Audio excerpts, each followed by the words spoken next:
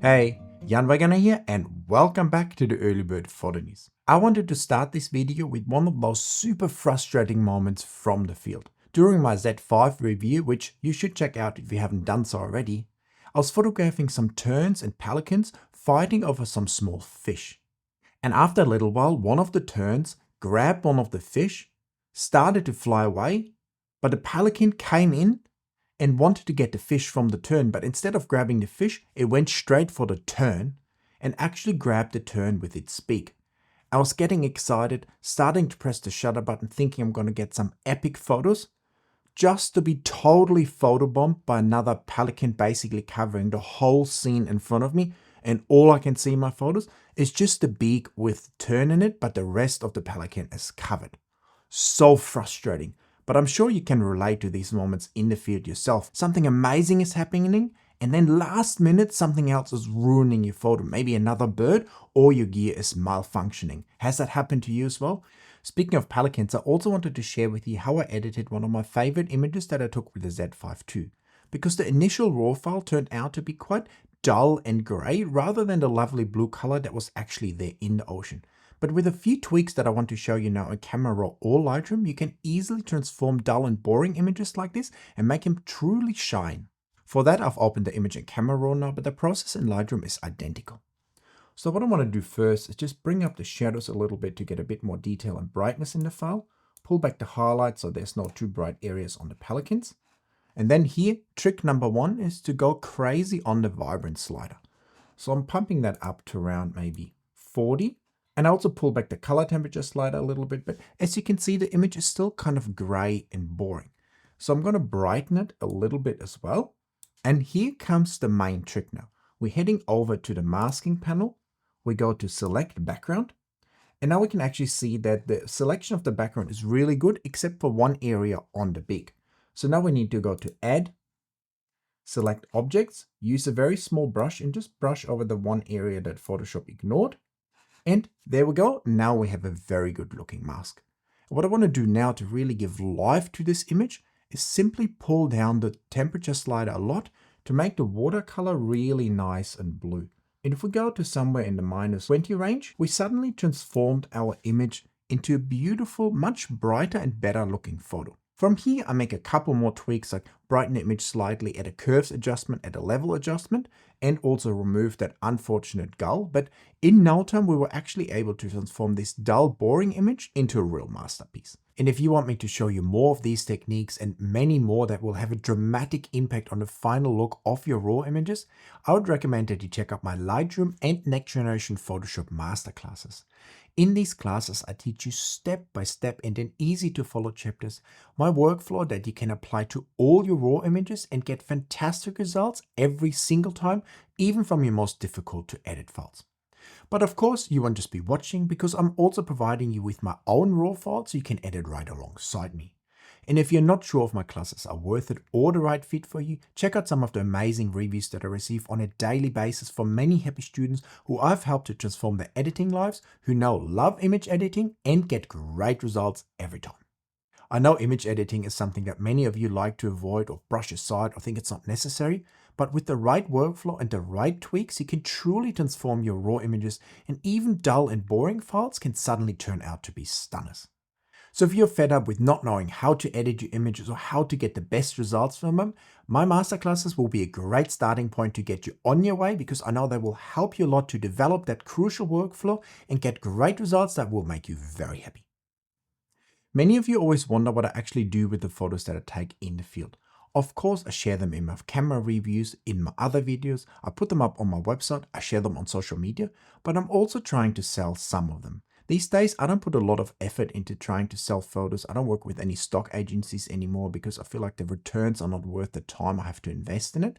But at the same time, I'm working closely with a few magazines here and there, and a lot of the images make it either into the magazine, into books, or also on the cover, which is obviously always the nicest. So what are you doing with your own images? Are you actively trying to sell them, printing them to hang them on your wall? Are you doing photo books? Are you just sharing them on social media? Are you saying I'm just photographing for myself? What was interesting to see this week that Tamron has actually released one lens for the RF mount with autofocus that kind of breaks into that telephoto range. It's an 18 to 300mm mega zoom lens. I know this is just one lens, but would you be excited to see some more option, maybe even 150 to 600mm Tamron lens for a f-mount? Speaking of lenses, Canon Rumors posted an interesting article this week where they shared a few new patents that Canon filed and also talked about what they think will happen in the future with the big wide lenses. And just like me, it seems that they've also heard from their own sources that the year 2026 will be the one where Canon will kind of make a few changes in their big prime lens and zoom lens lineup, with a few replacements coming for the big prime lenses like the 400 and the 600mm lenses, and also hopefully some smaller, lighter, interesting zoom lenses coming into the lineup as well. What I found interesting about the patent of the RF400 2.8 version 2 is that the lens is smaller and lighter, but doesn't have a built-in teleconverter. I think there's definitely some pros to have a built-in teleconverter because it's so easy to just flick it on and off. But at the same time, if you don't need a teleconverter, it's actually a bit annoying to have because you're always carrying around that extra weight of like 200, 300, 400 grams that those lenses weigh compared to the lenses that don't have the built-in teleconverters. What I definitely want to see either way is Canon shrinking down the size and especially the length of their prime lenses if they bring out a new 400 and a new f4 600mm RF lens version 2, because the current versions are very long and much longer than Sony's or Nikon lenses, for instance. And that especially makes it hard when you travel with the lenses or try to get them into a backpack. So if they could just remove maybe 2, 3, 4 centimeters or a couple inches at the back of the lenses, like what Sony has done with their lens, for instance, I think that would be a dramatic improvement, teleconverter included or not. What I would also like to see from Canon is a nice and light yet high-end and very capable prime lens like this Nikon 600mm PF lens. And the best part about this lens is that it's relatively affordable, at least when it comes to bigger prime lenses. Sometimes we just don't want to carry the big heavy prime lenses or want something that's a little bit better than the zoom lenses, and this is where a lens like this would perfectly fit into the lineup. Of course, it would cannibalize some of the sales of the bigger f4 lenses, but I think at the same time the two can coexist as well. On top of that, I would also love to see Canon make two new zoom lenses. One with a very fast aperture of maybe f4 in that sort of 200 to 600 or 200 to 500mm range that would give us the ability to shoot nice and wide open in low light situations, something that we'll definitely need when I'm photographing the black cockatoos, for instance. And then I would also love to see a lens that it's a bit smaller and lighter and hopefully also a bit more affordable in that sort of 300 to 600mm range, maybe with an f5.6 constant aperture. And I know most of you would be very happy if it was also an internal zoom. And I think all these three lenses I just mentioned would perfectly fit into the Canon lineup and would also complement some of the bigger prime lenses that they will definitely redo as well. So what would be the Canon lenses you're the most excited about? Version 2 of the 400 and the 600mm lenses, a smaller, lighter prime lens, or maybe some very capable zoom lenses? A few weeks ago I asked if the Sigma 300 to 600mm lens actually is turning out to be a flop, because after the initial hype, it has gotten quite quiet around the lens. But now it seems that the lens is very popular, and I think a few of you guys have also been using or ordering that lens as well. And according to Sony Alpha Rumors, it's actually so popular that if you order it today now, it can only be delivered at the end of October.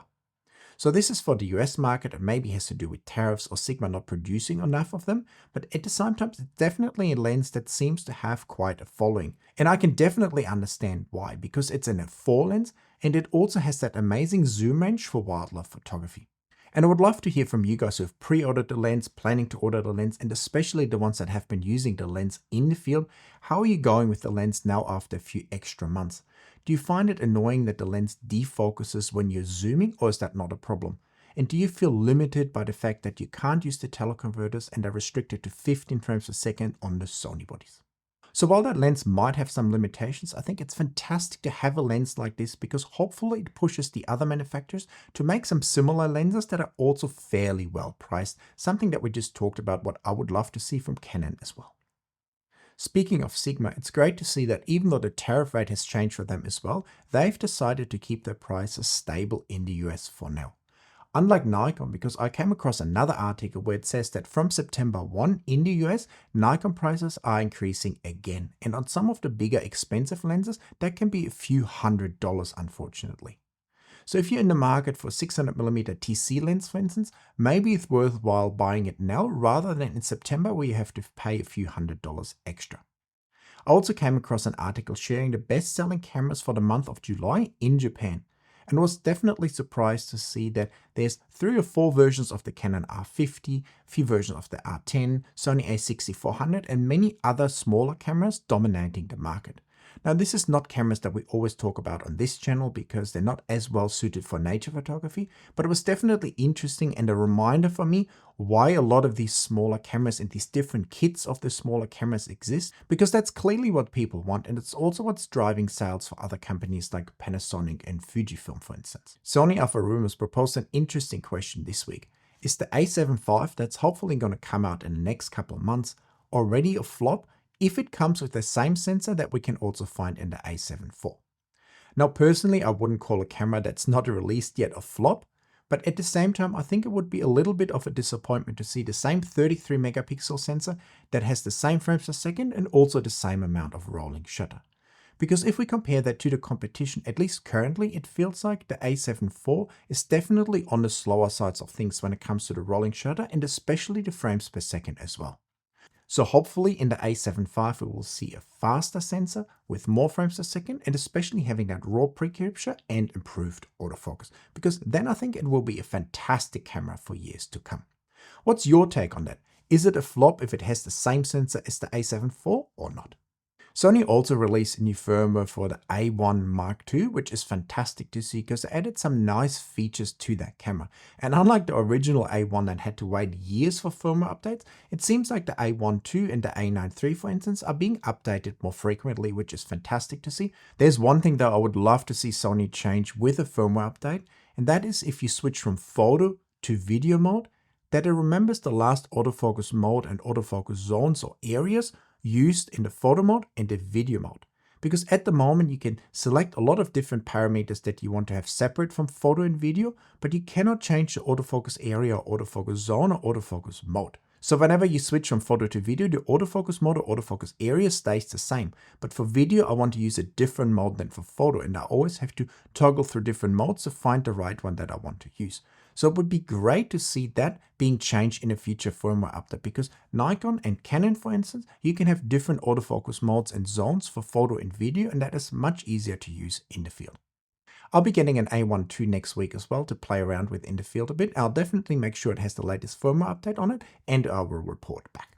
At the end of this video, I also wanted to share an article I found on Petapixel where Sony revealed a new sensor technology they're developing, a triple layer sensor, which is fantastic to see. And I love that Sony keeps pushing the boundaries with what's possible with the technology. That third layer helps us to improve dynamic range, image quality overall, and also autofocus, which is exactly what we all love to see in our sensors. And on that note, I think it's time to wrap up today's early bird photo news. I would love to hear from you guys, all your thoughts in the comments about this video and all the different topics we discussed. Give me a thumbs up for the video, check out my channel membership and masterclasses, and of course, hit that subscribe button, and I'll see you guys in another video very soon. Bye.